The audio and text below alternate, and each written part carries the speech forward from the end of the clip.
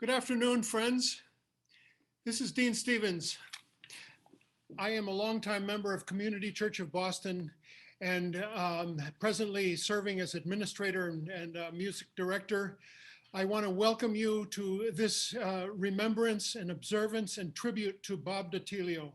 We have here an altar spread out for Bob that is under the beloved plaque that Bob was so instrumental in getting to have its home here at Community Church, and so such a perfect place for it, as they are our martyr patron saints. In 1920 was when Community Church was born, and it was soon after that that one of our very first events, social events, was a Sacco and Vanzetti dinner. This was a church born with a new idea about religion and about what church should be.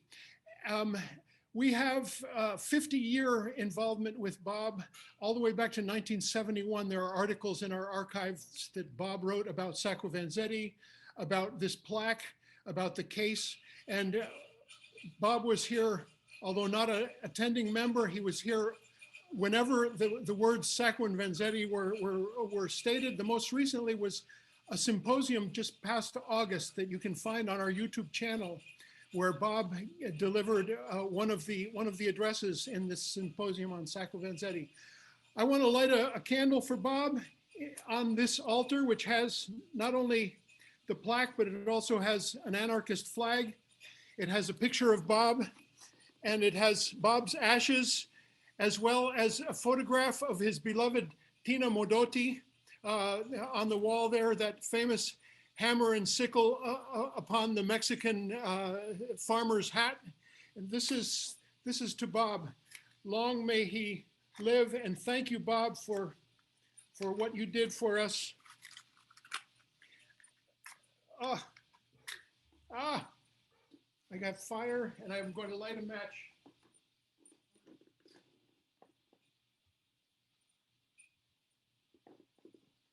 Finally, I want to say that I really hope that this turns into a physical event at some point. It has been an incredible honor and privilege to meet and converse and have friendships with a host of people who called the church and talked to us about Bob and different aspects of his life and his many, many friendships. So all of you out there, please stay in touch, and we will announce a real physical event where, among other things, we will figure out where we will spread those ashes in the most beloved places of Bob and of his wife, Carol Ann, who, as you know, passed away about 12 years ago, and he grieved her all the time. With that, I want to hand this event over to Sergio Reyes of the Sacco Vanzetti Commemoration Society,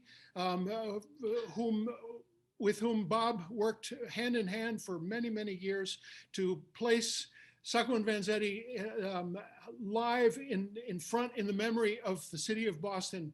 We are so honored to have all of you, the speakers and all the rest of you.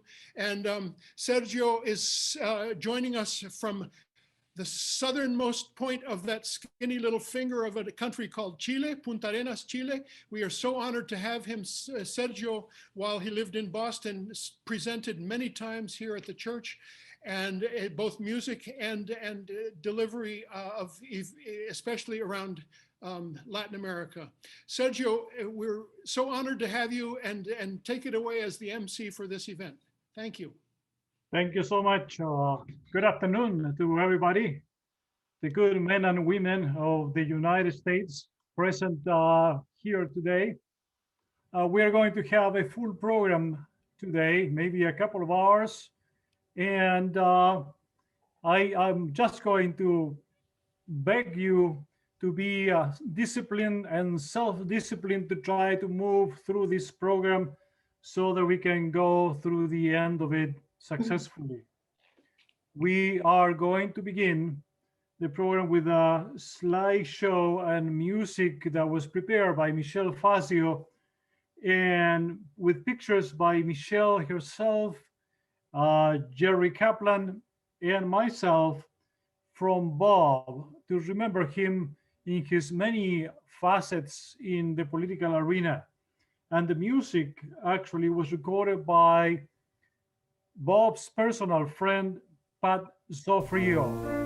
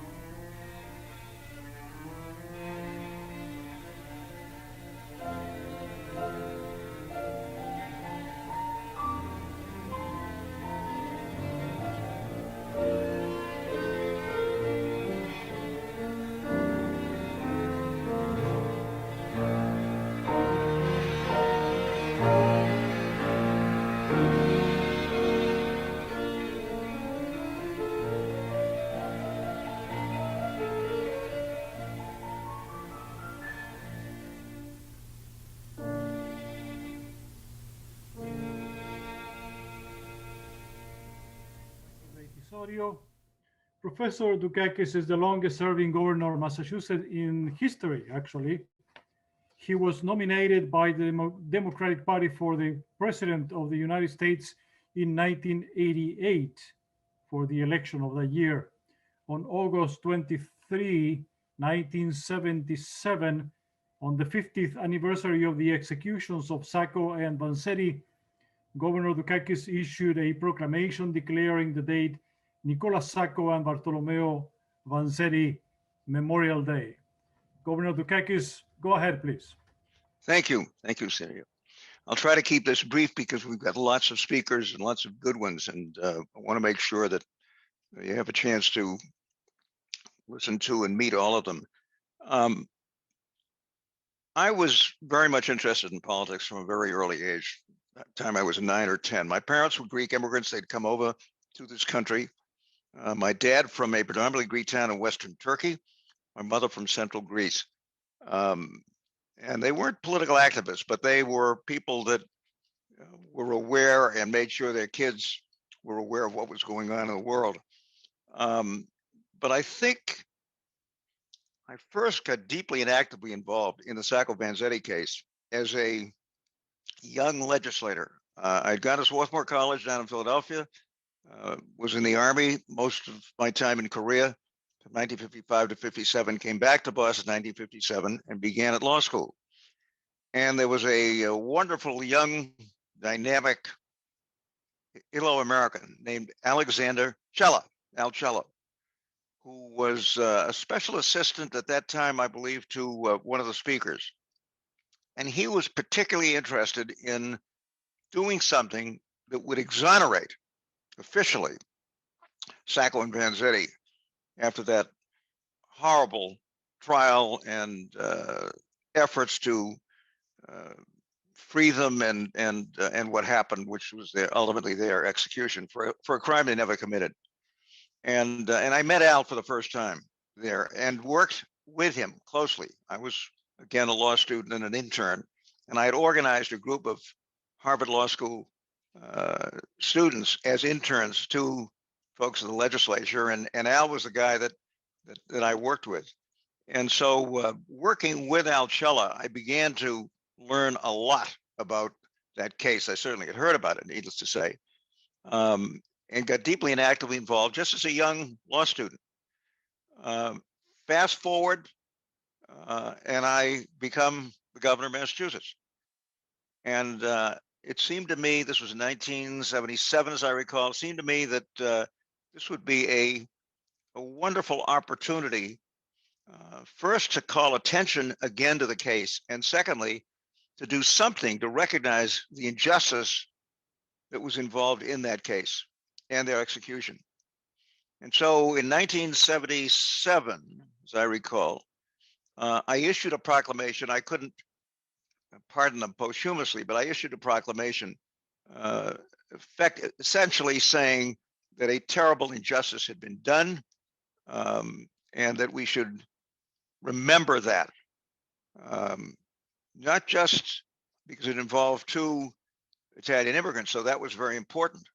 And obviously my background and the fact that my parents had come over to this country and I had been brought up here had a lot to do with that. But it seemed to me it was a particularly good time to point out that that when things happen that are unjust, and this was a very unjust episode in the history of Massachusetts and of the country for that matter, because the case, as I think many of you know, had great national interest. The least I could do as governor was to say that and to issue a proclamation saying emphatically that a terrible injustice had been done and that we should recognize that even years after those executions took place. It wasn't applauded universally. I can tell you there were people still around who did not understand just how unjust that whole situation was. But I thought it was important for at least one governor of Massachusetts to say that and do that. And so I was that governor. And I'm very proud of what we did in the 1970s, and at least recognize the injustice that was done to these two men. I don't have to tell you that they were clearly folks that um, had to face anti-Italian prejudice during the 1920s. It was Southern Europeans, and that meant Italians as well as Greeks and Portuguese and so forth. It was Southern European, and especially the Italian community, that was the subject of great prejudice. We don't recognize that today. The Italian community, needless to say, has gone on to do great things in this country and continues to do so. But at that time, the 1920s, it was the Italians, and to a lesser extent, the rest of us from Southern Europe, that were the subject of very serious prejudice and bias. So at least in doing that and recognizing it, it seemed to me it was important for Massachusetts to stand up and say what really had happened. And I'm very proud of the fact to this day that I was in a position to do that. In the course of this, obviously, I had a chance to meet Bob, work with him, an extraordinary guy, just passionate about what he believed, and completely dedicated to the cause of recognizing the terrible injustice that was done to those two men, and to the bias and prejudice that went along with it. So it's a pleasure to be here with you today, and to recognize Bob's role, and it was a great one, in making sure people understood just what had happened and why. And I considered him a friend, and will always consider him a friend, and proud to be able to be here and recognize the enormous amount of work that he did to make sure people understood what had happened in that case and why, and to try to make sure that it never happened again. So it's a pleasure to be with you, and pleasure to be able to make these few remarks and recognize not only what happened back in the 1920s, but the incredible work that Bob did in making sure that people never forgot that case and what it stood for. Thank you. Thank you very much, Governor Dukakis. Next is going to be Judge Peter Agnes, Massachusetts Appeal Court Associate Justice. Peter Agnes Jr. began his judicial career as the first justice of the Charlestown District Court in 1991. Served as a chief of operations for Governor Michael Dukakis, and has been very active as an educator, presenter, and archivist, closely associated with Bob Datilio on the Sacco and Vanzetti case. Judge Peter Agnes, go ahead, please. It's a pleasure to be with all of you today to celebrate the life of our friend, Bob Datilio. I served as a judge in Massachusetts for nearly 30 years, retiring last year, but I've known Bob for even longer. And I believe I met Bob in the early 1980s or the mid-1980s while attending an event at the Dante Alighieri Society in Cambridge. And I don't recall how we got around to discussing the Sacco Vanzetti case, but all of you who knew Bob know if you have a conversation with him, you will get around to discussing the Sacco Vanzetti case. So it turned out we had a lot in common. Bob obviously was mindful of and very much interested in the proclamation that Governor Dukakis issued in 1977. And I, of course, worked for the governor during the 1980s. And also, Governor Dukakis mentioned Al Cella as someone who interested him in the case and who was advocating on behalf of Sacco and Vanzetti. And I had the good fortune to have Al Cella as a law professor during law school. So the Sacco Vanzetti case is like the sun, which holds the planet in its orbit. It draws people together, and they never leave. So as I got to know Bob, we set out to do a number of things together, and those included a vision that we had in the early 1990s for a project that would make archives of the Sacco Vanzetti case, which were at the Boston Public Library and at the Supreme Judicial Court archives, available to everyone. Bob, as many of you know, but perhaps not all of you know, was one of the people who was instrumental in bringing the Felicani collection of Sacco Vanzetti Defense Committee material to the Boston Public Library. That was one of Bob's great contributions to the scholarship of this case. He did that in 1979, and there was a major symposium at the Boston Public Library that year. Bob spoke at that symposium, and Bob's talk was admired by all the scholars who were there because Bob made the fundamental point, which opened up a whole new chapter in the study of Sacco and Vanzetti, the fundamental point that you cannot understand these men and the case by just looking at documents about the legal proceedings. You had to understand the anarchist background of the two men. And much of that was contained in the Felicani collection, which Bob brought to the library. So the vision that we had after that collection was deposited was making it available. And we actually had conversations with people from the state archives in the early 1990s about doing it. And unfortunately, the technology at the time was so expensive, it wasn't practical. But I really am saddened by Bob's death because this year, I know Bob was looking forward to this year because finally, after much work, the Felicani collection at the Boston Public Library is now available online in a digital form, and the entire collection of legal papers held by the Supreme Judicial Court also just came online thanks to the efforts of Digital Commonwealth. So Bob would have been delighted to know that a whole new generation of scholars and public-minded people would have access to material that never before would have been available to them without painstaking research conducted here in Massachusetts. And this will mean that new insights will be gained into the case as a result of Bob's efforts. As we heard earlier, Bob was a perfectionist.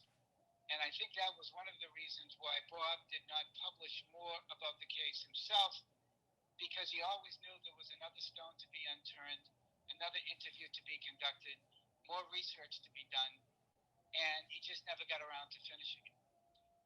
But he was, in addition to being a fine scholar, although he did not hold a teaching position and did not have a doctorate degree, he was a kind and gentle man who never was too busy to talk about the Sacco Vanzetti case. And so we spent many, many hours together. And Bob also, I should say, was a contributor to the very important decision that was made in 1997 for the Gutzon-Borglum bas relief that you saw earlier, that a copy of which is at the community church and the plaster model of which is at the Boston Public Library. Bob helped put together the effort that resulted in Mayor Tom Menino of Boston and then Governor Archio Paul Cellucci, the governor of the Commonwealth, to accept, after decades and decades of governors and mayors turning it down, to accept Gutzon-Borglum's magnificent piece of work, which is now available for people to see at the Boston Public Library, or as soon as we get back to going to the library. So Bob was a genuine intellectual, a passionate advocate for the cause, of Sacco and Vanzetti, a man who brought many other people into the orbit of the Sacco Vanzetti case who have made their own scholarly contributions, and a friend who I will miss dearly. Thank you very much, Judge Agnes. Next, we are going to have the pleasure of listening a musical performance by great musician Charlie King. Charlie was actually nominated by Peter Seeger in 1999 to receive the Sacco and Vanzetti Social Justice Award, which he, of course, received. Now, the musical work of Charlie has continued, thank goodness for all of us, up to this day. And here is Charlie King. Thank you, Sergio. I'm going to sing a song that I wrote for the 50th anniversary of the execution of Nicola Sacco and Bartolomeo Vanzetti. And it was first sung on the streets of Boston the night of that anniversary. And the chorus is based on the words that Vanzetti spoke to Judge Webster Thayer when he was sentenced to death. And the song is called Two Good Arms. And I'm happy to say that every year when Community Church presents the Sacco and Vanzetti Award, this song is sung by somebody.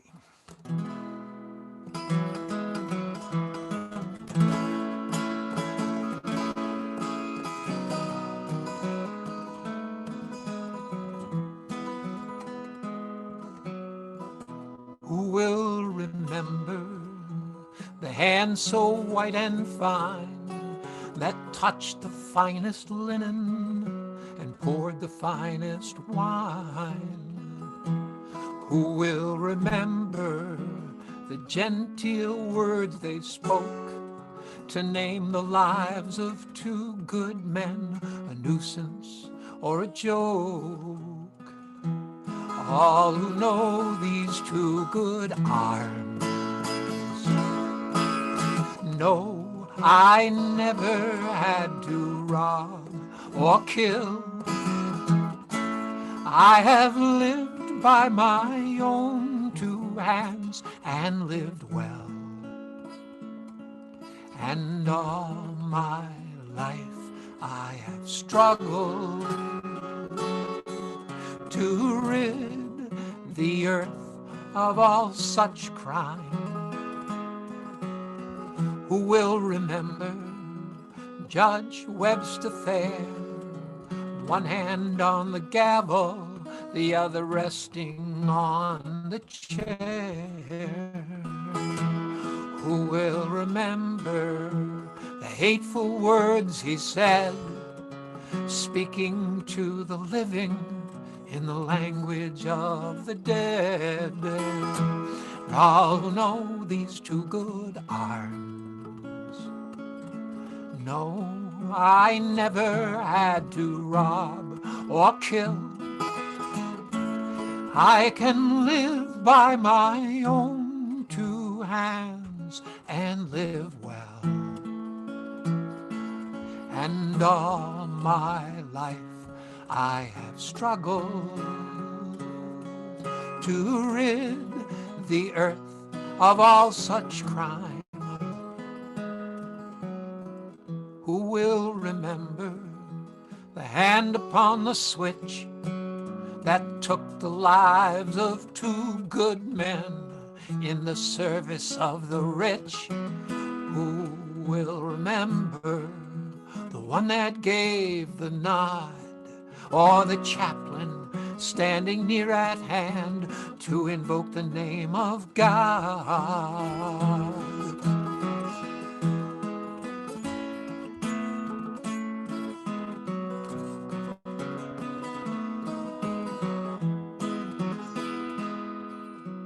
We will remember this good shoemaker. We will remember this poor fish peddler.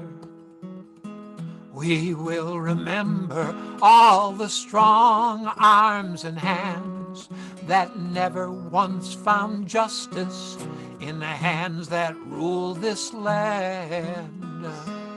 And all who know these two good men know they never had to rob or kill.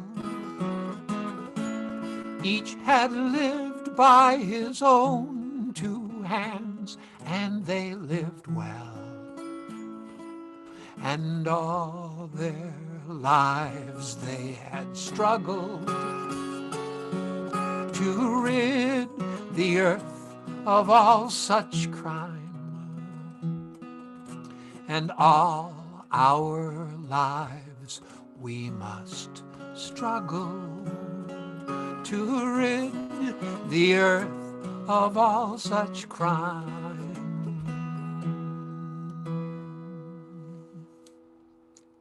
Great. Thank you so much. In our real world, we would hear a whole round of applause, my friend. But here we are. Okay, thank you so much. What we have now is a message sent to us by Luigi Botta from Italy. Luigi is an Italian artist, a writer, a historian, and researcher of the Italian anarchist presence in the United States. He currently lives in Turin, Italy. His first book was printed in 1978 under the title Sacco Vanzetti Giustiziati la Verità, Execute Truth. Since then, he has written extensively on the case. He has almost completed a study on Bartolomeo Vanzetti's family correspondence, bringing the number of letters that will be published and commented onto almost 200, of which almost half have been unpublished. Bob was his foremost historical resource in Boston. So, Michelle, if you are ready, go ahead and run Luigi's message, please. Il ricordo che ho di Bob Dattiglio si perde nella memoria, nell'amicizia e nella mia frequentazione per lunghi lustri a partire dagli inizi degli anni 70 con Vincenzina, la sorella di Bartolomeo Vanzetti, una donna umile ma fantastica, semplice ma illuminata, mansueta ma battagliera. La pubblicazione del mio primo libro sul caso di Nick e Bart, che nel 1978 si avvale della prefazione di Pietro Nenni, presidente del Comitato Internazionale Sacco e Vanzetti, non chiude un capitolo, ma bensì apre una porta verso una passione coinvolgente, destinata a durare nel tempo e a guardare oltre con determinazione verso obiettivi ed orizzonti prima d'allora scarsamente approfonditi. Non ho mai personalmente incontrato Bob, ma è proprio Vincenzina a richiamarlo costantemente nei suoi discorsi, affidando al medesimo un compito, quello di far definitiva luce sul caso, per noi tutti, allora neofiti della storia sovversiva dei due emigrati italiani, di fatto irraggiungibile. La conoscenza diretta con lui si fa concreta con la nascita della Sacco and Vanzetti Commemoration Society. Senza preamboli, come vecchi amici, la conversazione e il confronto diventano fin da subito un'affannosa e quasi ossessiva ricerca della verità. Pur dialogando alla pari, mi sento discente di fronte alle parole di un maestro. Le epistole che viaggiano nel web tra Medford e il mio computer si fanno costanti e quotidiane. Ogni giorno è attesa una risposta, ogni giorno una domanda indugia nella speranza di un immediato chiarimento. Tassello si aggiunge a tassello e le tessere mancanti del grande mosaico del dramma di Sacco e Vanzetti trovano poco alla volta la loro destinazione.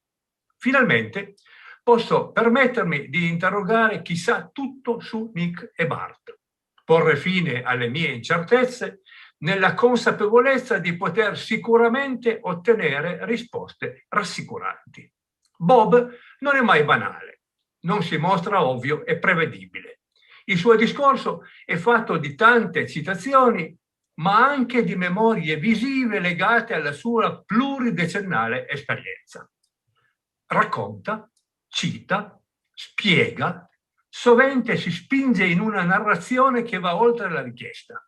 Di tanto in tanto pone pure lui domande e si attende le risposte. Sovente lascia cadere gli argomenti, li riprende in tempi successivi. Non sfugge mai ai miei interrogativi. Non ama le sentenze e evita con ferrea determinazione ogni genere di lezione. Anzi, molte volte si mostra confidente e si lascia trascinare in discorsi che esulano dal contesto epistolare. E comunque, sempre amareggiato, anche dopo pagine di scrittura, per quanto avrebbe voluto raccontare, ma non è riuscito. L'amarezza è sua, personale, emozionale, non certo politica e sociale, legata ai suoi malanni dell'età, alla sua solitudine, ai suoi impegni con la famiglia, ai suoi amici che se ne vanno e alla consapevole tristezza che caratterizza chi vive negli anni della maturità senza un'opportuna compagnia. Umana, insomma. Bob ama, quando è il caso, anche ironizzare. Lo fa collegando la mia narrazione alla memoria del suo trascorso da italiano emigrato in Nord America. Quando si esalta nel leggere delle tradizioni nostrane, anche culinarie, o quando sottolinea, pensando che anch'io lo faccia, che a fianco della sua tastiera del computer, vero o falso non lo saprò mai, c'è un bicchiere di grappa che appartiene al suo paese d'origine. Diventa confidenziale quando narra della sua trascorsa vicinanza a Raffaele Schiavina, quando si cruccia per il comportamento di Norman Di Giovanni, quando sostiene che Nicola e Bartolomeo mai e poi mai possono essere definiti un buon calzolaio e un povero pescivendolo, perché la frase attribuita al piemontese rappresenta un falso storico. Quando quasi sussurra che il galleanismo non è mai esistito, è pura fantasia, frutto di ricostruzioni postume che guardano col paraocchi ad una fase storica molto diversificata, tenute insieme da un collante ideologico che ha fatto convivere le esperienze più diverse. Bob si esalta nel segnalare che il Vermont ha sostenuto le spese per la digitalizzazione della cronaca sovversiva. Vedrai, mi scrive, qual è il piacere della lettura e aggiunge: si tratta di un giornale dove troverai di tutto, che sulle sue pagine ha affrontato i più svariati argomenti, dai più drammatici e ideologici ai più fascinosi e confidenziali. Racconta dei suoi crucci, del progetto che non è andato in porto, ma che è sicuro di riuscire ancora a realizzare con l'aiuto di tutti e forse immaginandosi eterno. Quello di pubblicare in internet le lettere di Nicola e di Bartolomeo. Si arrabbia quando ricorda gli errori nel film del regista Giuliano Montaldo, perché non ha seguito le sue indicazioni. Se la prende con Paul Avrich e anche con Francis Russell, quando abbandonano la verità storica per lasciarsi trascinare in narrazioni che sono frutto della loro fantasia o della fantasia dei loro interlocutori non attendibili. Si inalbera, lui che ha letto meticolosamente tutta la pratica del BOI e dell'FBI che riguarda l'argomento, quando il nome di Mario Buda viene associato all'attentato di Wall Street del 1920. La narrazione su Bob potrebbe andare oltre. Nella vicenda di Sacco e Vanzetti ha lasciato il segno. Purtroppo, per eccesso di zelo e di perfezione, non è riuscito a pubblicare sulla storia dei due italiani quel libro che era nelle sue speranze di giovane studioso degli anni 60. Il suo archivio documenterà comunque il lavoro fatto, rendendolo disponibile, così si spera, per chi darà seguito alle sue ricerche. Personalmente dovrò purtroppo rinunciare a conoscere la risposta a molte altre mie domande e prima o poi dovrò decidermi a ordinare i nostri lunghi dialoghi per trasformarli da semplici chiacchierate quali sono state in utili e durature testimonianze.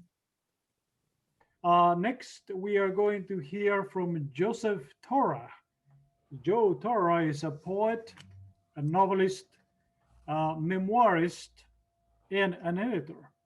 He is a Boston native, currently teaching at UMass Boston, and was a close friend of Bob Datilio.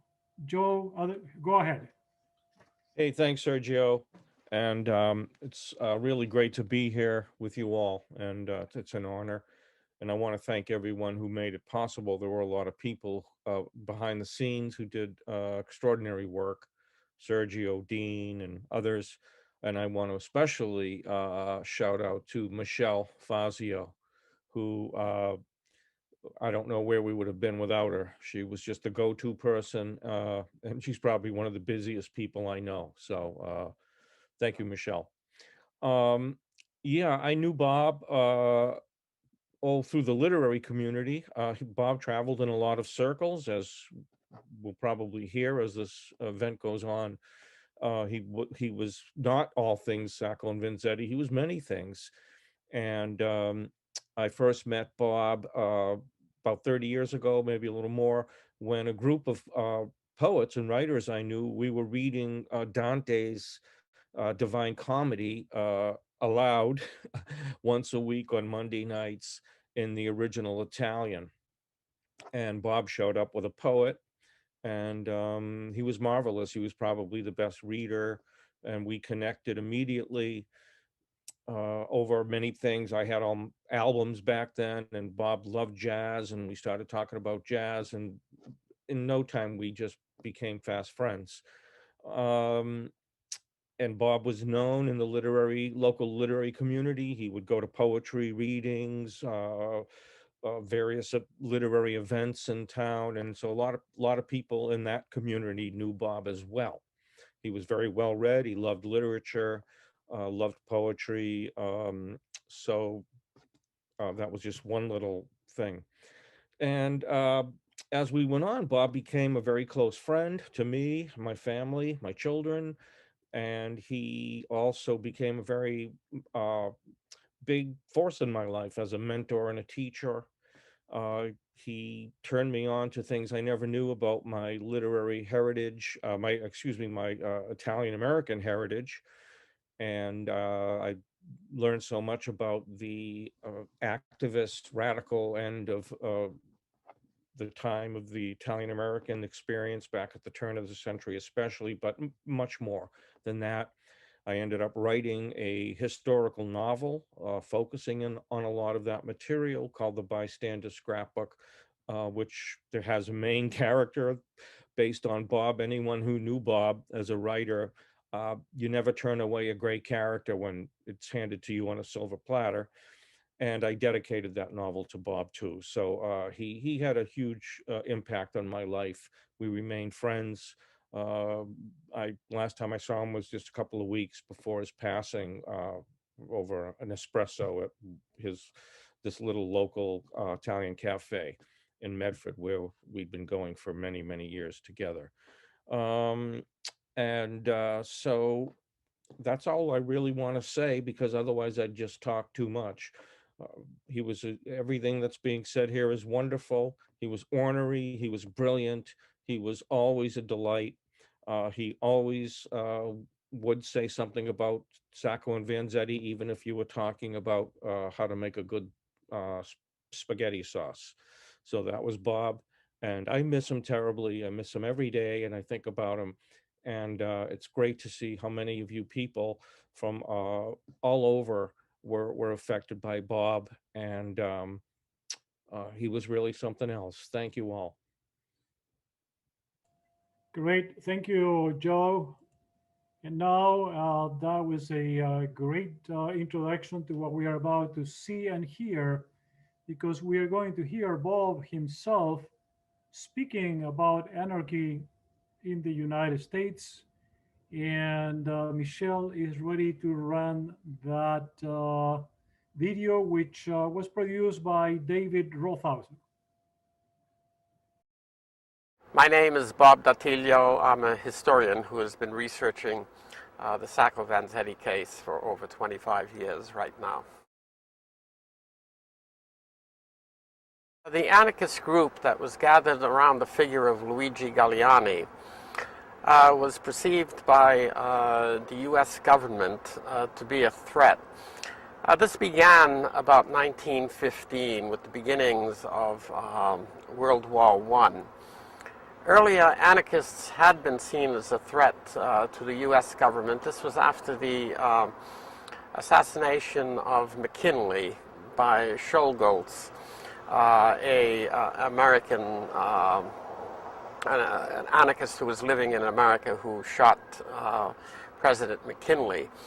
After McKinley's assassination, for the first time, a political designation, that of anarchist, became part of federal law. It was grounds for arrest or deportation. This was the first time that a political designation was used as such in American history. This aspect of the law, however, was not really used in the following years as soon as the anarchist scare surrounding the assassination stopped. However, Galleani by that time had come to America in 1903, just shortly after this scare. And he was involved in many labor issues, but he began a newspaper, Cronica Sovversiva, which became well known to the authorities, but mostly state authorities. It wasn't until the outbreak of World War I that the laws against anarchism started to be enforced again. Italy, of course, which is where Sacco and Vanzetti and Galleani came from, had entered World War I on the side of the Allies. And there was a drive among Italian citizens to bring the immigrants back from overseas to fight for Italy. Galleani, Sacco and Vanzetti were in the forefront of the fight not to send back young immigrants to fight for the King of Italy. This brought some attention upon the group through the Italian consular services, who mentioned this to the American government. But soon, when the American government itself started moving toward war, and when it did enter war in 1916, 1917, we had many of the laws that came into being for the first time, which still exist, or in today's America are quite familiar with us, the Alien and Sedition laws, and also laws that were very strong against any kind of printed, published material that was critical of the war effort. To criticize the war was considered a crime by many of the federal officers throughout the country. Galleani's group was at the center of this because they were both against the war when Italy was involved, and certainly against the war when the United States entered into it. As a matter of fact, in 1917, there were a group of anarchists that left the United States for Mexico, including Sacco and Vanzetti. Later, this would be part of their trial, that they had gone to evade the draft for the United States. Actually, they had not gone to evade the draft. Their thinking was much more sophisticated. They went to Mexico because they wanted to return to Italy to make the revolution. Their thinking was that the war would bring about, whatever way it was resolved, would bring about a revolutionary situation in Italy that they wanted to be part of. As I looked at the group that Sacco and Vanzetti were part of, they were essentially self-taught. I mean, most of them became anarchists because of the American experience. Very few of them. There were, of course, some significant figures who were anarchists when they did come to the United States. But the great part of the Italian-American anarchist movement became anarchists in the United States. But for me, it's a way to get a hold of two cultures, both of which, of course, I'm intimately involved in. But I think this is a story of any immigrant when he comes to a new country and how the two countries relate to each other, the two cultures. The group that Sacco and Vanzetti began with they were a political group. They weren't just interested, they weren't just a social group that was interested in having a good time, even in helping one another. They wanted to remake society. And in a way, in a little bit of a way, the motives for that are a bit of a mystery, which I think perhaps all deep motives are.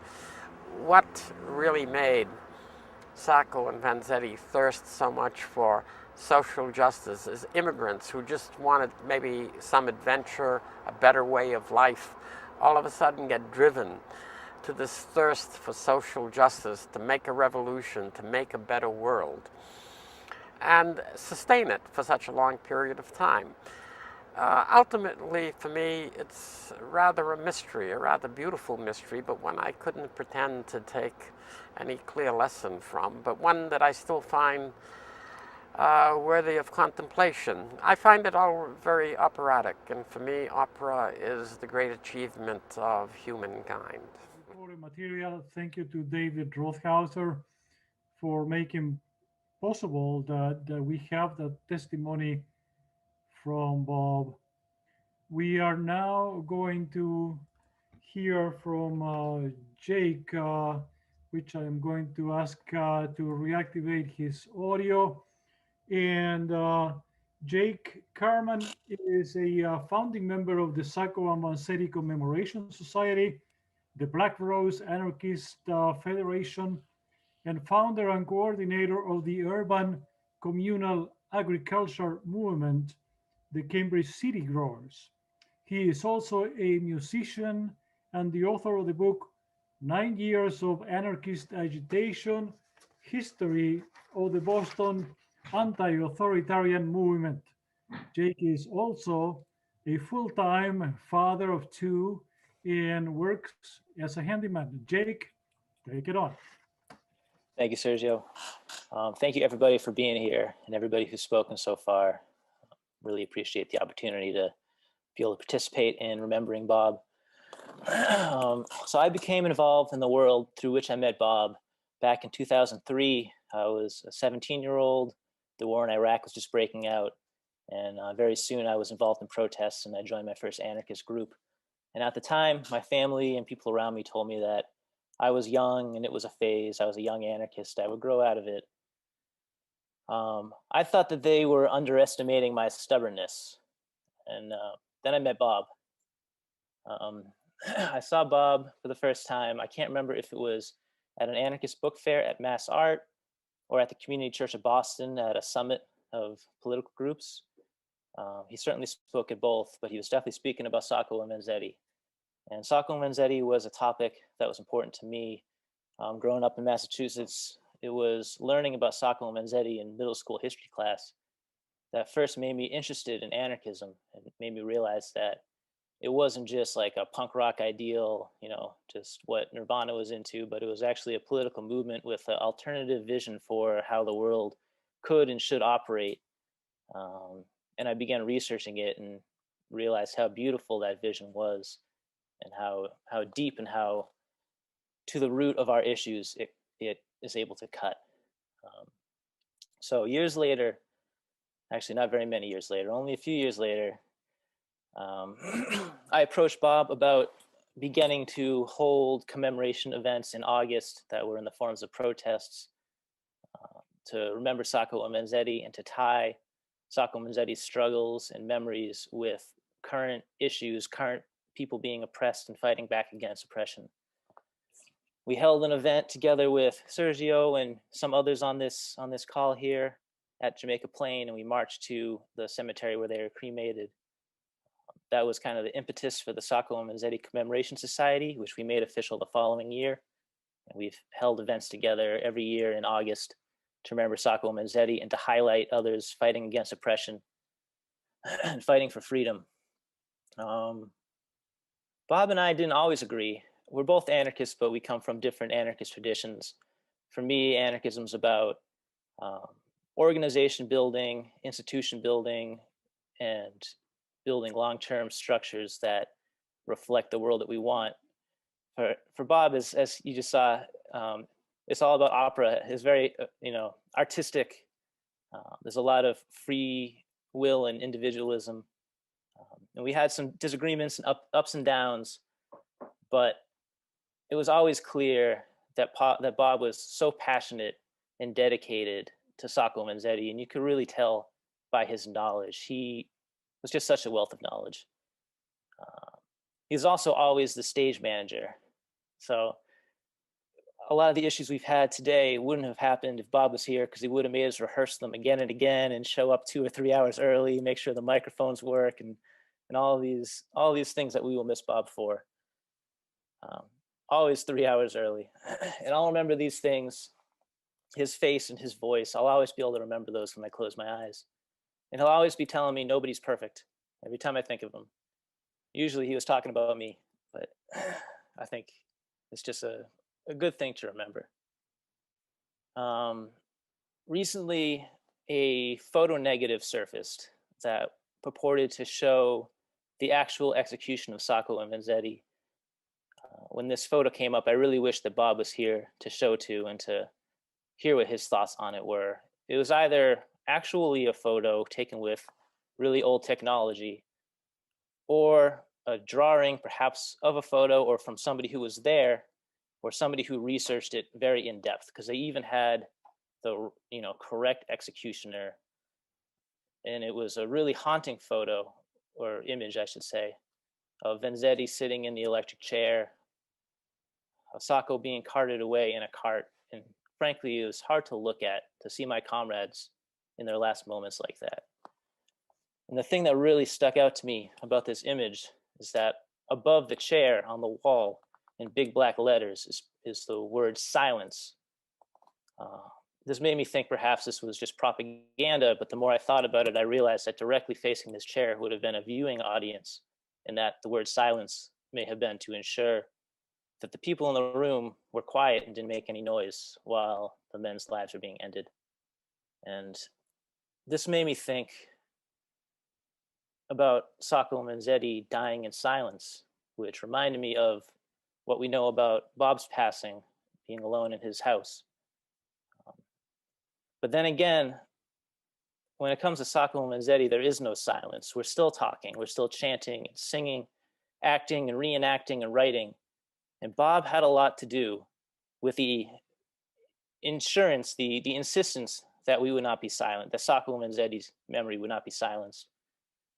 Bob's voice and his work will be forever intertwined in this story, because he's done so much. And you could see that today by all the slides and the stories that people brought up.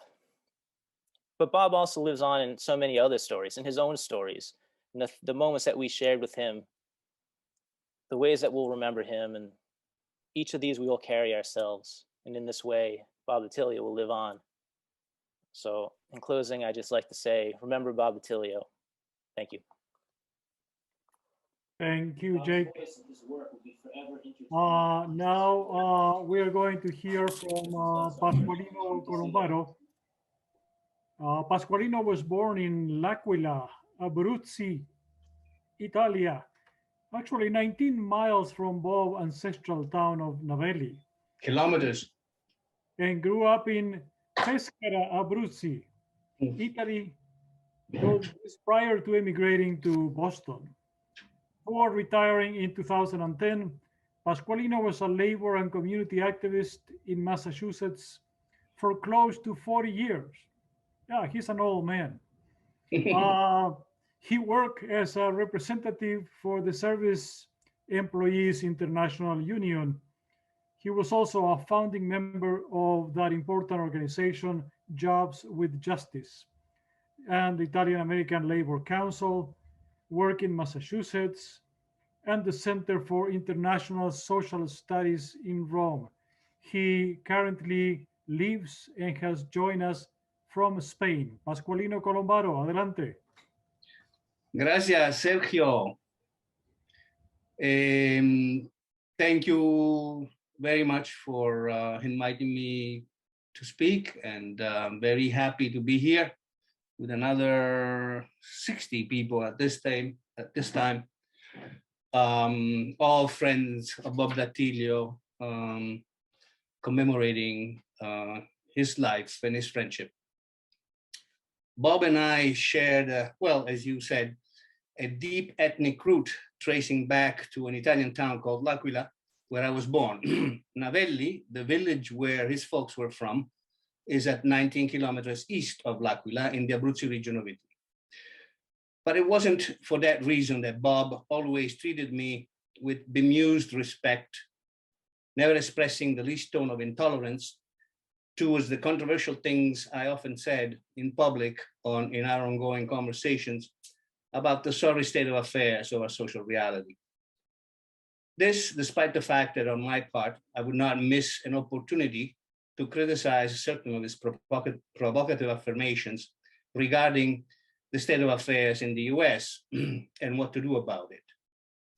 From his parents and from the tradition of Cronaca Sovversiva and the Adunata dei Refrattari, he had inherited a certain je ne sais quoi non-attached way to be in the world and to witness its phenomena, which was at once calm, amused, and invested in upholding the inherent human right to act and express oneself as one saw fit. In conversations about his capillary knowledge of the family and friends constellations of Sacco, Vanzetti, Felicani, or Schiavina, he would address me as if I also was a member in the know of the tribe. Of course, I knew nothing and nobody about any of them. My first memory of him was in a bar in the North End in 1975, 45 years ago, where he asked me about my graduate studies in sociology at Boston University. And I remember explaining to him in a very serious and somber tone how I was concentrating on Marxist sociological theory and how I thought that some of the analytical and critical tools Marx used in looking at the world were very helpful in arriving at fundamental truths about capitalist society. He burst out laughing and said he couldn't believe that there were still serious Marxists out there. For several years after that, he'd call me the Marxist every time he saw me or had to qualify my more critical and combative stances towards his quips. He liked to joke that way in a self-congratulatory manner.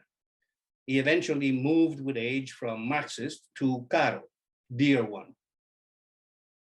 Bob was already 38 when I arrived in Boston in 1974, but he already suffered from a long-term grief reaction for the ravages brought about by urban renewal in the 1950s, which included the destruction of Scully Square, of the entire ethnic neighborhood of the West End, made up of working-class Jewish and Italian families, and the construction of a major highway, I-95, that split the city in half. It would always recall as a paradise lost the way East Boston was prior to the airport expansion, the North End prior to I-95, the Lebanese South End prior to gentrification. More recently, he was not only heartbroken at the ugly, extravagant, luxurious aesthetics of the renewed city that the renewed city had acquired, but disgusted at the orgy of money and cement that it represented.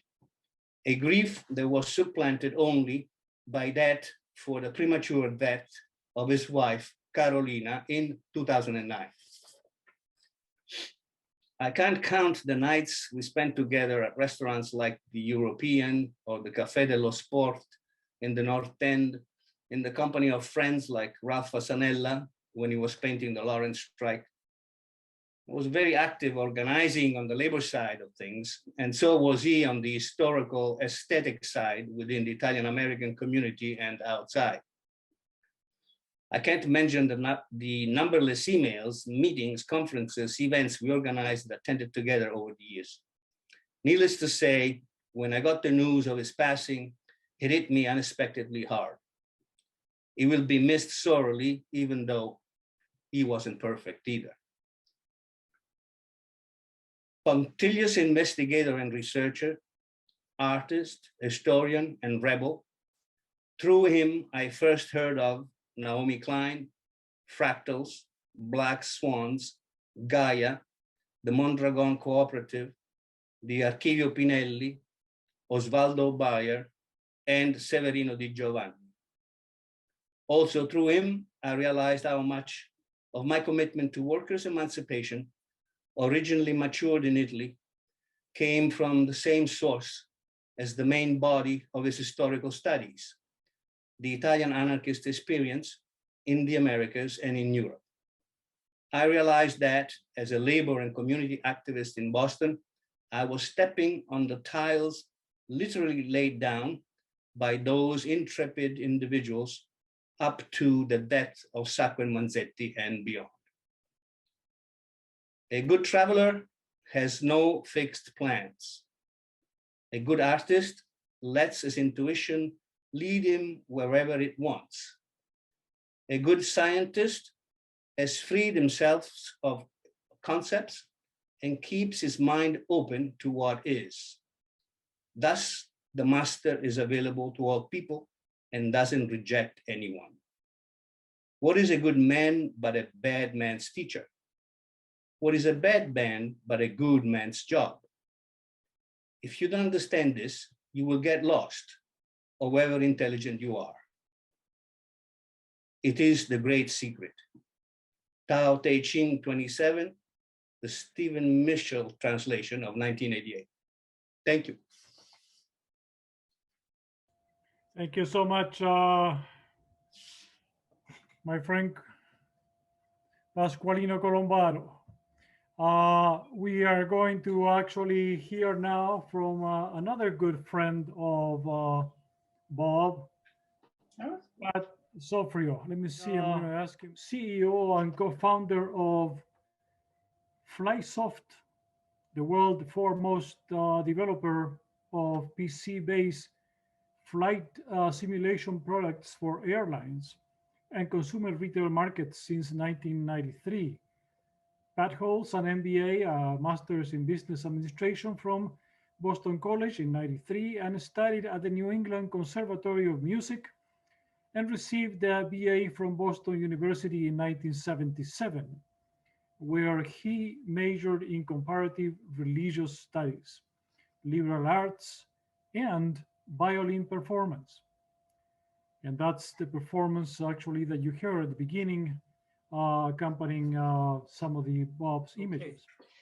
In Michael Parenti's book, Waiting for Yesterday, there is an encounter between an old man that was sweeping the steps of a church and a young college-age student who was visiting Italy for the very first time. In this exchange, the old man asks the question, "Are you Italian?" While the young man answered, "No, I'm American," the old man waved that answer aside, still smiling, and responded, "Ma I tuoi genitori sono italiani," translated, "But your parents are Italian." This was not a question, it was a statement from which the young man responded, "But how did you know?" Earlier in the book, there is a subsection of a chapter entitled Inventing Space. And in our reflection today, it was the neighborhood space that Italian Americans had invented that was so formative in Bob's concept of neighborhood. Bob was an inventor of people spaces, a state of mind that seeks to bring people together from different backgrounds or different walks of life to address a common concern. And in Bob's case, a lifelong passion for social justice. As we can see today, the diversity of speakers and participants at this memorial service, all of whom come from different political, economic, social backgrounds, and in fact, from all over the world. All of them drawn to this event today because of the character single-minded determination and passion Bob DiTilio demonstrated in his pursuit of social justice. The concept of neighborhood space has been well described by Italian-American scholar Jerome Crasse in his paper, Italian and Italian-American Spaces. In this paper, Crasse writes, when we pass through urban spaces such as a residential neighborhood we haven't visited before, we are like tourists, using our eyes to decipher the clues and cues that loudly and quietly surround us. In his work on Italian-American society, Crasse utilizes theories, methods, and ideas that emphasize the visual. He believes that society is essentially dependent on the visible. In Italian-American neighborhoods, it is the visual and visible that provides the visitor with an exciting field trip to a visually intoxicating anthropological garden. South Medford, where Bob called home, is one such neighborhood space. The Italian-American neighborhood space, or as sociologists like to refer it to, the anthropological garden, is filled with the wonders of the past, be it homes with statuary figures of Roman Catholic saints that adorn the front yards, to vegetable gardens in the backyards during summer months. If you visit these neighborhoods during the early parts of October, you'll find wooden crates lining sidewalk streets in front of homes awaiting trash collection. These wooden crates, however, contained the Barbera, Zinfandel, and Moscato grape varietals that were purchased to make wine. Many Italian immigrants maintain the tradition of making wine on Columbus Day holiday weekend. In our childhoods, our neighbors would sample the wine made by our fathers. The elderly gentlemen of the neighborhood would come to our father's wine cellars with notebooks and pencils in hand and take meticulous notes on a wine's bouquet, and our fathers would do the same when visiting a neighbor's wine cellar. These elderly gentlemen would come to see our vegetable garden during the summer months, and our parents would visit theirs to inspect their gardens. Discerning elders would point out the characteristic features of big boy versus beefsteak tomatoes or plum tomatoes, eggplant, cucumbers, broccoli rabe, or maybe salad greens. Did the Della Piccolos make a better wine this year, or did the Borellis have the best vegetable garden this summer? And whose fig tree had the largest and juiciest figs? I remember stories of Italian families coming out of church on Sunday mornings and visiting the bakery across the street, and in the back room, stretched out on a bread-making table, was the baker, exhausted from the prior evening and morning's exercise of baking bread. He was fast asleep on the table. The families would enter the bakery after church, take whatever bread they needed, and leave the money owed the baker in the large jars at the front counter without disturbing the baker from a well-deserved sleep. This was the neighborhood space that informed a very young Bob DiTilio, a place very visible, very visual, and in very tangible ways. This anthropological garden was so well described by spatial sociologists, but that neighborhood space has all but disappeared from most cities and towns throughout America. But there are remnants of it still present in some manner in South Medford, where Bob had lived in the same family home for much of his life. The elders that made this space, this neighborhood space, so fascinating were artisans in the real sense of the word. the discernment they demonstrated in their meticulous care of a vegetable garden, or their insights into a wine's enduring characteristics, their craftsmanship in carpentry, construction, ironworks, bricklaying, and other areas was an important aspect in the formation of a young child who grew up in these neighborhoods. Social clubs were frequented by young children who helped their father wash the floors or shovel the snow in wintertime or polish the furniture, cut the grass outside the building during warmer months. These social clubs, however, were much more than the name implies. They were an important part of the safety net of the neighborhood, a place where funds were collected and placed in a trust to fund a family whose father suddenly died or had been hospitalized because of a job-related injury. Funds were collected and set aside perhaps to pay for an operation or a hospital stay.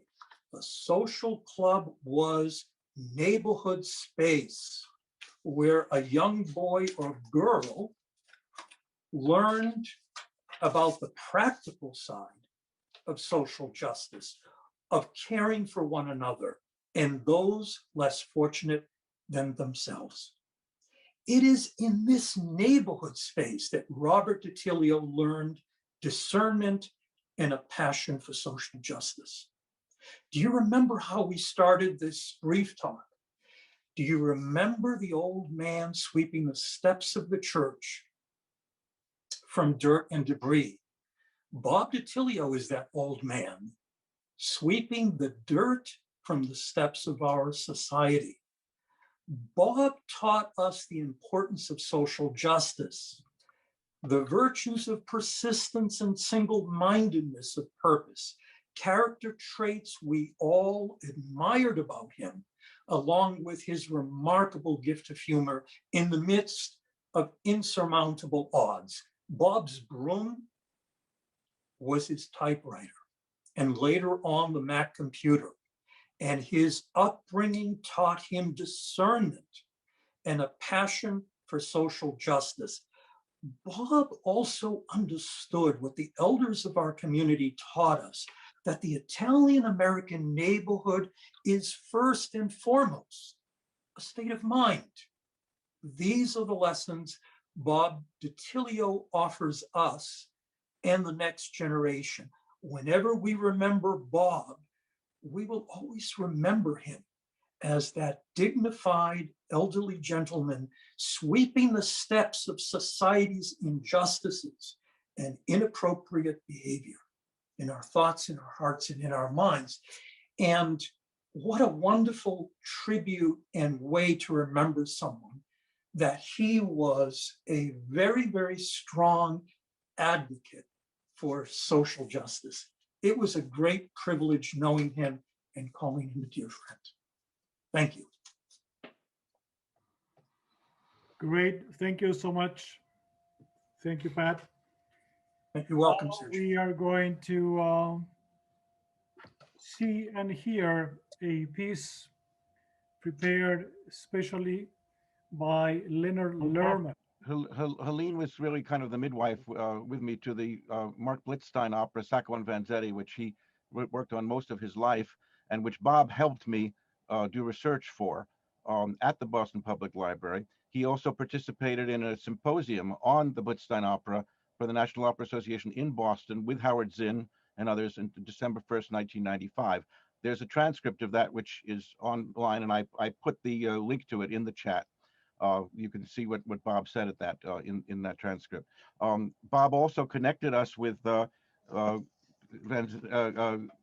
Sacco's niece, Fernanda, who invited us to Torre Maggiore, where we gave a concert, and this plaque was actually made for us while we were there, while I was working on the opera. The opera wasn't completed until 2001. This was from the year 2000. And I have to say that I knew Bob DiTilio actually through Community Church of Boston. I knew Community Church through Sue Koritz, who was a friend of my parents from before I was born in the 1940s and invited us to do a work that I wrote on the Rosenbergs called "We Are Innocent," and this had a dozen performances, including one at Community Church in 1988. And I'm pretty sure that's when I first met Bob DiTilio and started thinking about completing this Sacco and Vanzetti in earnest. I had heard about the Blitzstein opera when I was working on his other pieces that Leonard Bernstein advised me on and helped me work complete. So we're going to hear two excerpts now. The opera was premiered at the White Barn Theater in Westport, Connecticut. Bob was there in August of 2001. It was just before 9/11, and then after that, it became an uphill battle that we're still fighting to get an opera company interested in anarchists as heroes and law enforcement as villains. But the Hofstra Italian Festival scheduled it for the New York premiere this past September, which of course has been postponed. And we're working on other possibilities. There's a very, very good possibility that has been tentatively scheduled in February of 2022 at UCLA, where Michael Dukakis is on the faculty, because he's a character in my completion of Blitzstein's work. I got a lot of flack for that because Blitzstein didn't live long enough to experienced the exoneration in 1977, but his state did, and they approved of it. And Michael Dukakis is a character in the opera. Helena's going to screen share two very short excerpts. The one is Vanzetti's famous last statement, "If it had not been for these things," and the music under that is then used at the end of the opera to underscore Michael Dukakis' exoneration speech, which was spoken by Maurice Edwards, a great actor who just died at the age of 97. And in fact, the New York Times obituary of him mentioned this role that he did. So, my friend, you believe we will die. Don't take it too hard. Had not been for this thing, I might have lived out my life talking at street corners to scorning men. I might have died unmarked, unknown, a failure. Now we are not a failure. This is our career and our triumph. Never in our full life can we hope to do such work for tolerance, for justice, for man's understanding of man, as now we do by an accident. Our words, our lives, our pains, nothing but taking of our lives. Oh, that last moment belongs to us. That last moment belongs to us. That agony is our triumph.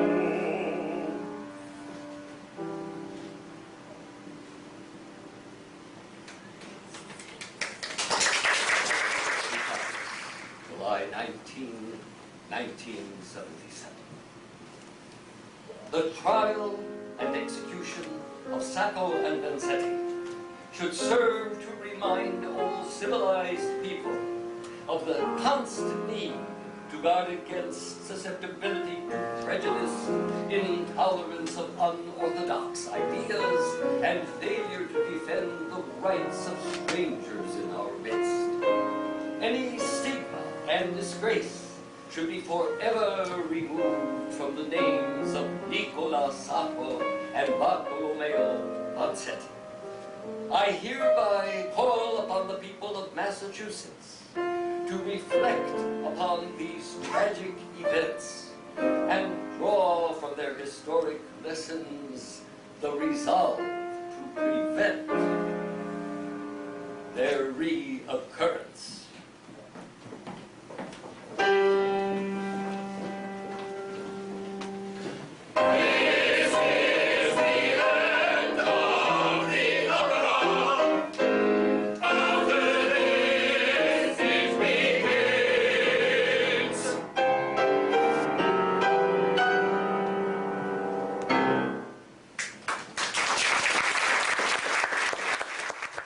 Thank you so much, Leonard, and thank you, Helen, for the technical assistance there.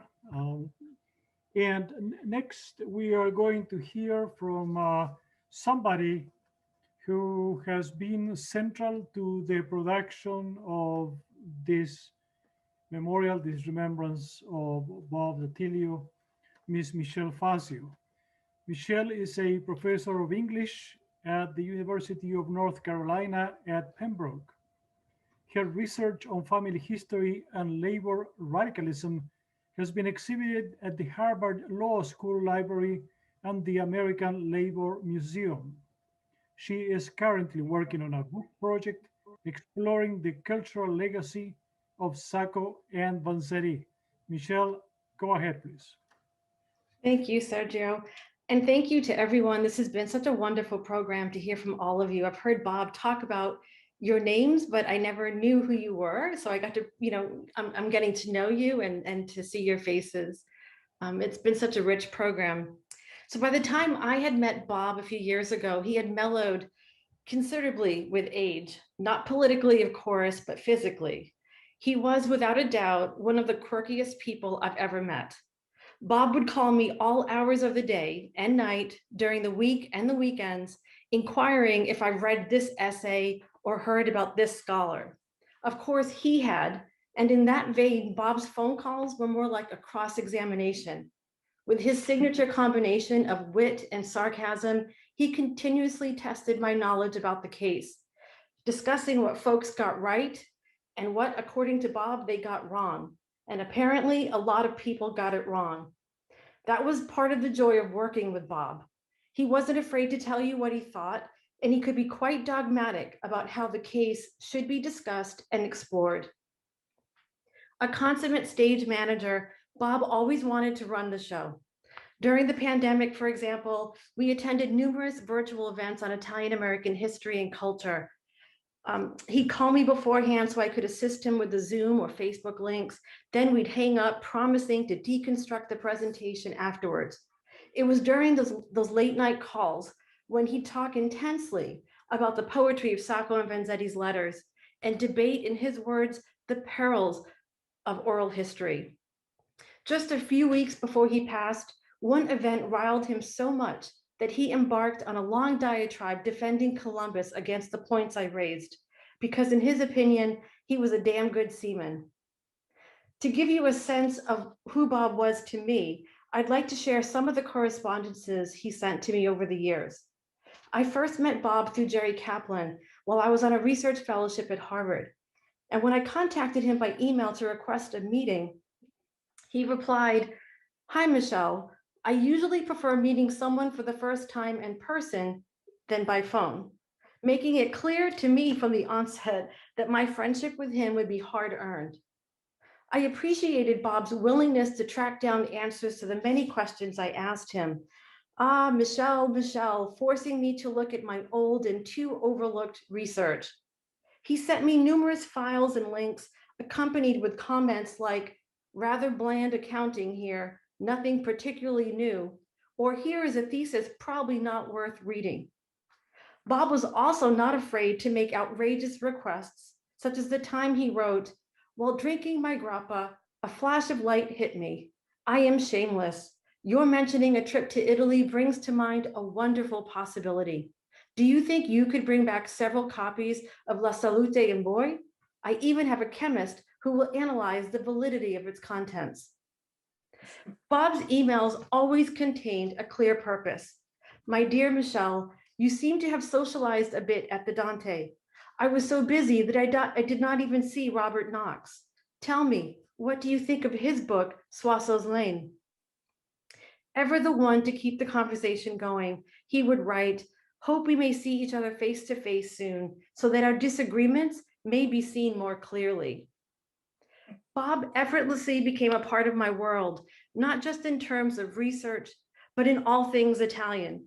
We talked about using the best tomatoes in our sauce, San Marzano, he'd insist, and shared memories of the old country, asking, can one ever return to the South happily? We met in Boston on many occasions, walking the streets in the North End as we talked, and that's when he would reveal his unique sense of humor, warning me to never trust a woman out of the kitchen. Then again, while discussing the work of Tina Modotti, he'd ask me, Lady Gaga and Madonna, do you include them in your list of Italian-American radicals? I liked that he would tell me to listen to the real stuff, opera, and that he always signed off his emails to me with the phrase, hastily but affectionately. Bob was truly anguished by the loss of the arts and his friends during this past year. Menage, right in the middle of Grappa country, he said about the COVID lockdown in northern Italy. Like all of us, his world in his final months became smaller and full of dark days, as he put it. This is the Bob I knew. He was reflective and generous with his time, and I'm grateful for his input on my work and for the people he brought together to continue his efforts to memorialize Sacco and Vanzetti. In his last email to me, he wrote, Michelle, sitting here in solitary isolation, as I am sure you are. What do I do but bulk download possibly relevant files? It is this image of Bob ever searching that I will remember and cherish the most. Great. Thank you so much. We're going to move on to our next speaker. It is a playwright, a filmmaker, a poet, and a peace and social activist. He has received a series of awards, among them first place playwriting from the Massachusetts Artists Foundation for his work, The First All-American President. He got the Blue Ribbon for the film. A good example, Bertolt Brecht and HUAC from the American Film Festival. He was also honored by the Community Church of Boston with the Sacco and Vanzetti Social Justice Award. Last September 2020, David completed writing a historical novel about the Sacco and Vanzetti trial, 1920-1927. David, a pleasure. Go ahead, please. Hello, I'm going to be reading from a play that Bob wrote in 1998, titled Sacco and Vanzetti, Voices from the Past. I will be reading three characters, one an old anarchist, and then Bartolomeo Vanzetti and Nicola Sacco. We start with the old anarchist. Queste sono le parole. These are the words of our great poet of anarchism, Pietro Gori. He sowed the seeds of rebellion and social justice for so many young minds. How his words made us feel the great pleasures and the brute injustice of life. Date fiori. I remember when Bartolo, he showed me these words that he put into English for one of our American comrades. Give flowers to the rebels failed, to the vagrant poet who dies. Date fiori. Bartolomeo. He was the one who had the way with words. I remember like yesterday what he said. Vanzetti. My life cannot claim the dignity of an autobiography. Nameless in the crowd of nameless ones, I have merely caught and reflected a little of the light from the dynamic thought or ideal, which is drawing humanity towards better destinies.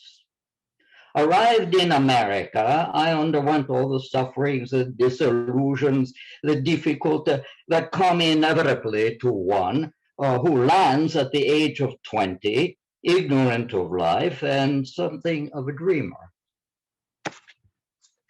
Old anarchist. Sacco, now he had a different road. He no suffer and wander like Vanzetti. He went like an arrow right to one place, Medford, Massachusetts. Nick was a great heart.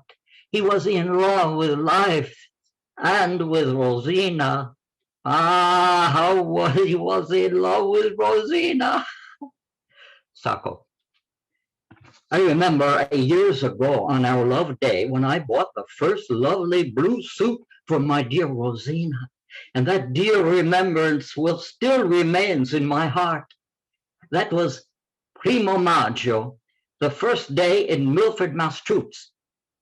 So in the morning, May 1st, 1912, I dressed up with my new blue suit and I went over to see my dear Rosina, and I asked her father if he won't let Rosina come with me in the city town to buy something. And he said yes.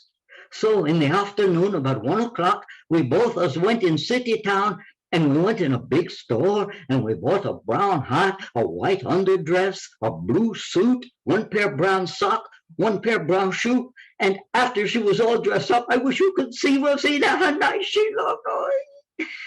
But I was never ambitious to buy her diamonds. But I always bought everything that could be natural and beautiful. Sacco and Vanzetti in the Charlestown State Prison death house a few hours before their execution.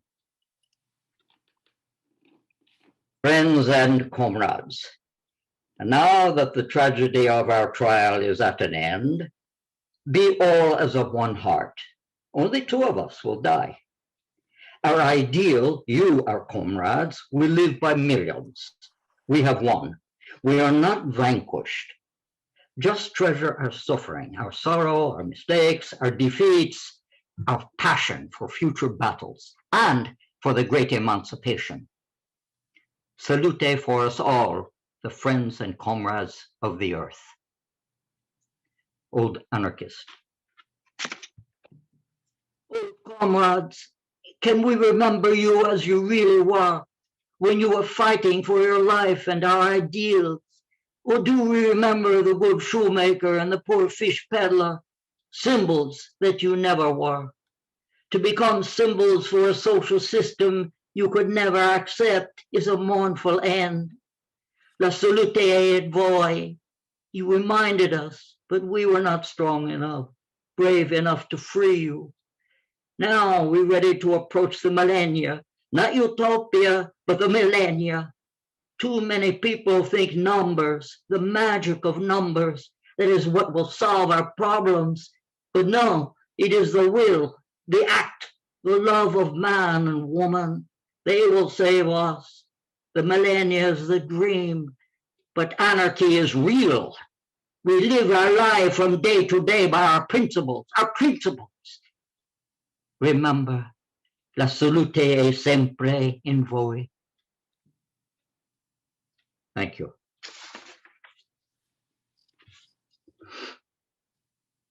Thank you so much, David. It's absolutely great. With David's presentation, we actually end the program, the scheduled speakers for tonight. And at this point, we would like to actually open up the mics for people to share their memories of Bob, if you wish to do so. For that, we are asking that you actually write up your names in the chat so that we have an order. Thank you. Yeah, I wanted to ask that the people who have mentioned associations with Bob that involved Sacco Vanzetti, commemorations and organizations to talk more about those and to put links to them in the chat, because frankly, my connection with Bob was solely through my own work and through community church. And obviously many of you knew him through many other organizations related to Sacco and Vanzetti, related to anarchism. Can we have some summaries of those and maybe some links to those organizations? Sure. We can actually talk about the Sacco and Vanzetti Commemoration Society. Richard, I see that you are on. Would you like to say words about the Sacco and Vanzetti Commemoration Society? Let me unmute you. Okay, go ahead. If my mic is working all right? Yes, you're fine. Go ahead. Yeah, no, I worked with Bob a lot with Sacco and Vanzetti Commemoration Society. We put together a video with our Howard Zinn interview and speech, the meeting of Sacco and Vanzetti. And yeah, there's also another YouTube link with our work with him, some of the marches, some of the footage and everything with Sacco and Vanzetti Commemoration Society as a group on YouTube. But yeah, I worked with him a lot, and it was a fun process. It was very different, and he is so in depth with knowledge about the case. It was like we were involving so much that we were tripping over ourselves with the wealth of information, but we came out with that, and we it's just been really great to know him. So sorry so soon. Yeah, he's been really just involved with Sacco and Vanzetti in his mind, and every day, you know, he couldn't keep it out. He kept bringing it up. He could be talking about something else entirely, and he would find some way to relate it back. Like that was the style of shoes that Sacco designed. He'd just turn around and find something. Yeah, he couldn't get it out of his head. It was really, really a big part of the way I related with him, and he, you know, was the depth of knowledge about it. He read everything. Great, thank you very much, Richard. Sergio. Yeah, I'll contribute the links in the tube. Yes. YouTube. May I say that this, I'm going to share this dream that Bob Datilio always had of having some sort of public monument devoted to Sacco and Vanzetti. And this is a rendering of that monument by an architect or an artist in some place like probably Columbus, or maybe some future point, formerly known as Columbus Park. But that is an effort that continues. And right before Bob died, we had a dinner with a couple of North End people who wanted to approach their city councilor about this idea. The idea is still alive, and I want to offer community churches services in whatever way we can in finding people of influence, like say Governor Dukakis or Judge Agnes and others, to help us realize this dream. Public art is always a very difficult challenge to realize, especially if it's something of any kind of controversy, but right, let's do it. I'm unmuted, I'll be brief. I first met Bob when we were on warring sides of the theater Nucleo Eclectica, which I think was downstairs from the European way back in the early 80s. We were on warring sides of the board of trustees of that theater. So my introduction to Bob was learning about his caustic wit and sharp tongue and everything else. His great sarcasm was there. So I was acquainted with that. He was a good opponent. He was a great foe. And then I fell out of contact with him for a few years and got to know him again on more friendlier terms through Joe Torra and that literary group. And we would then often argue, well, he was the Abruzze and I would be the Siciliano. And we would argue about different aspects of our cultures. And of course, Bob was always right and perfect, but I'm just as stubborn as he was. I think one of his main features was being stubborn. So I was just as stubborn in being adamant for Sicilian.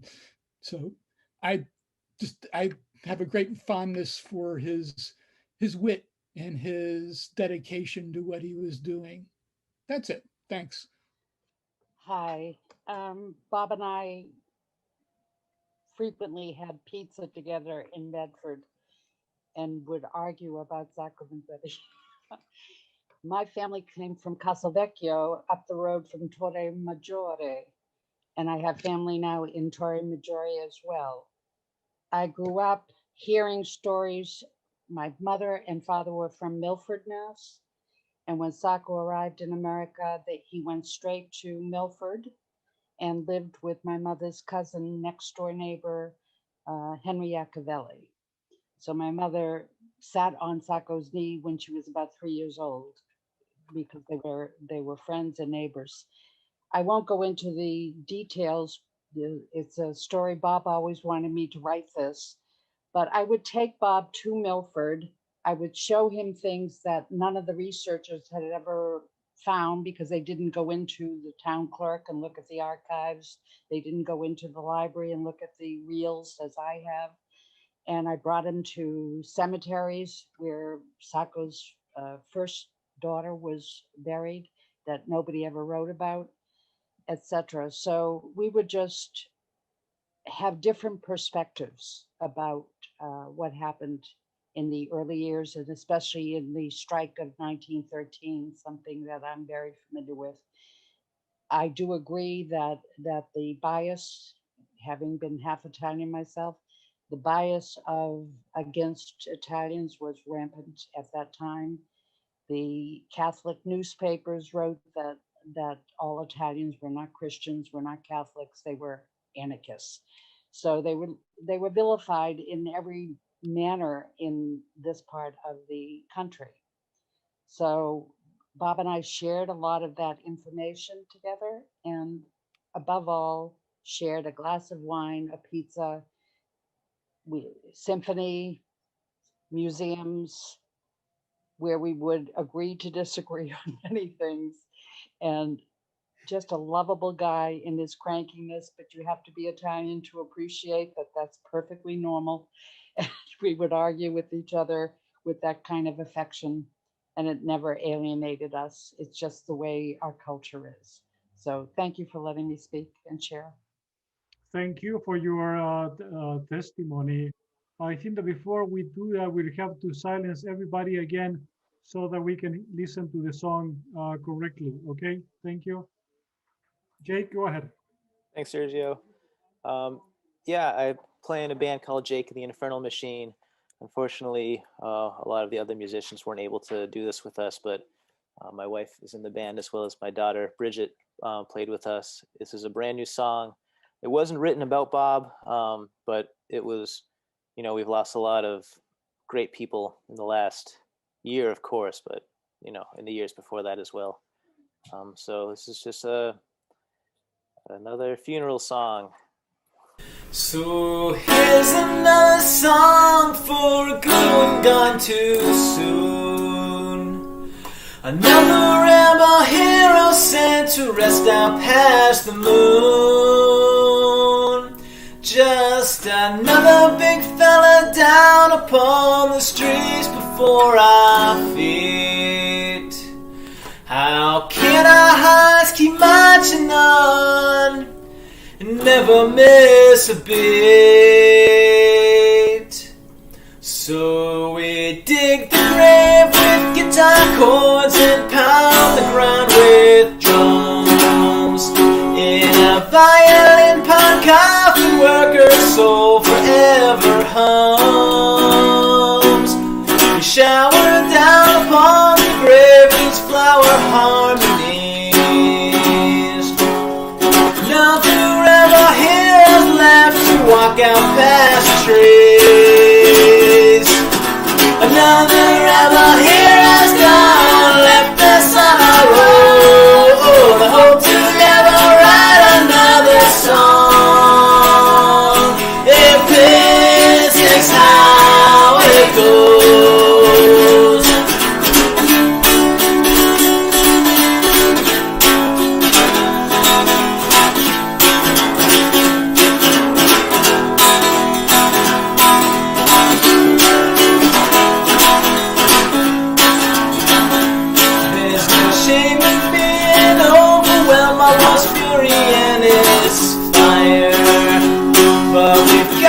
chokers and the holidays behind our eyes. We'll carry on without you if our now seems impossible. Another ever here a drink you glass half full. Another ever here has gone, left us on our road. I hope to never write another song, if this is how it goes.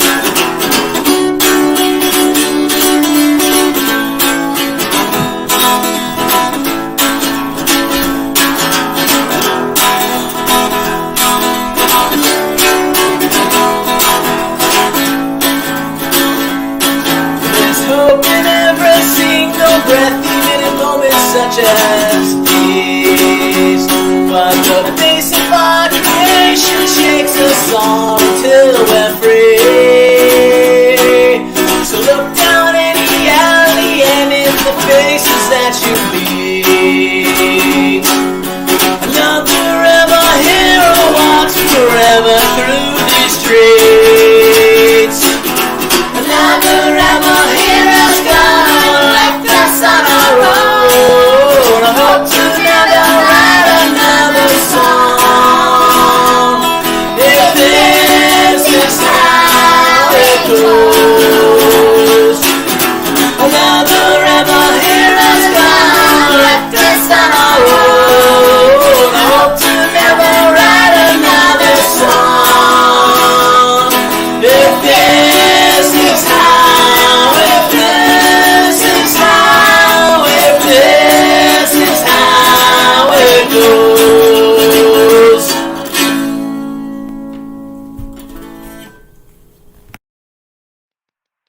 Great, thank you very much, Jake.